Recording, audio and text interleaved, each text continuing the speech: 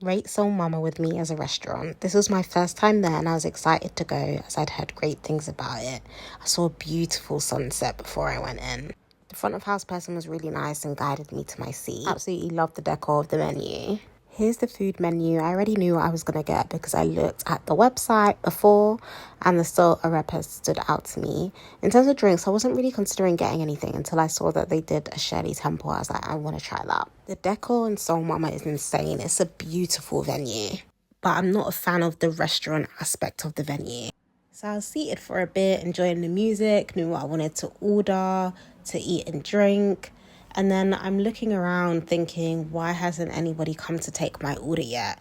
Bare turning my head, trying to catch people's attention and no one is coming over. I was so confused. Then it got to a point where I was like, okay, let me go up and speak to the person who was the front of house and ask them if I can order. And then they were like, oh, they should have explained to you and then explained how you order. So at the table, there was this kind of lamp thing and it changes colours.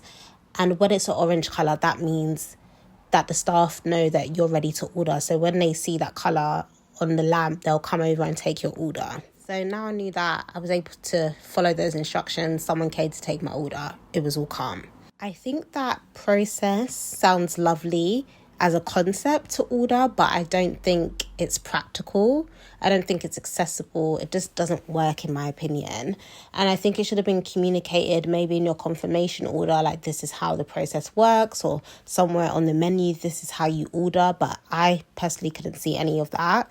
Or it should be explained to you when you walk in by front of house. And I don't think I was the only one in the venue who didn't understand the ordering system either. So I feel like it kind of just angers customers unnecessarily.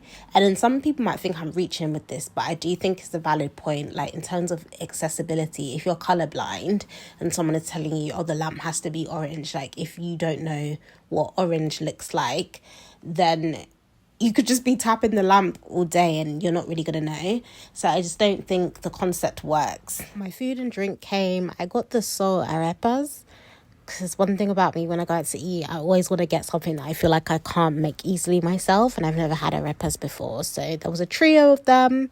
So I was like, oh, this sounds nice. The descriptions of them sounded so tantalizing, but the taste was just not it for me. I feel like I was sold a dream. I hate it when the descriptions don't match how it tastes for you.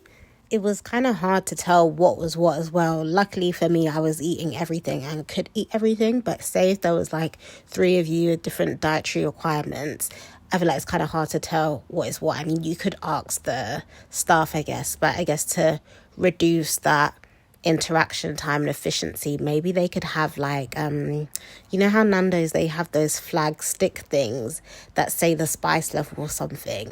I feel like maybe they could stick one of those in each of the arepas so you know what one is what. And then in terms of the Shirley Temple, I didn't like that either, but I'm not going to put that on Soul Mama. I think that's just a me thing, because when I think of Shirley Temple, I think of when I went to Jamaica as a kid and I was staying in the Grand Hotel, which I think is Moon Palace now. And they had the Shirley Temples that they could make for you, like in the all-inclusive bars. And I just remember loving it so much as a kid. Like it was like lemonade and they'd put like this purple syrup in it. It was just banging. So if I think of a Shirley Temple, I'm going to compare it to that. So because it didn't taste like that, I just wasn't happy. So that's just a me thing. But in terms of the arepas, like I was like, this is disappointing. I don't think that's necessarily a me thing. I think that's just not great cooking. And it's such a shame because I've heard nothing but great things from people that I know who have been there. They've been quite complimentary of the food. But for me, it was just a no. But don't let my review put you off. If Soul Mama has been a place you've been interested in, definitely still go and try it for yourselves, because you might love the arepas, you might love the other things on the menu. Like, don't let someone's food review put you off. You have to go try things for yourself. I was mainly at the venue for a live show, but as a foodie, I was excited to have the whole live music and foodie experience as well. I think that's just the best combination. So I love that Soul Mama offered that within their business. But if you want to know my thoughts on the live show and Soul Mama as a music venue, follow my music platform, Beat of the Soul. If you've been to Soul Mama and you've had the food, I would love to know your thoughts on it.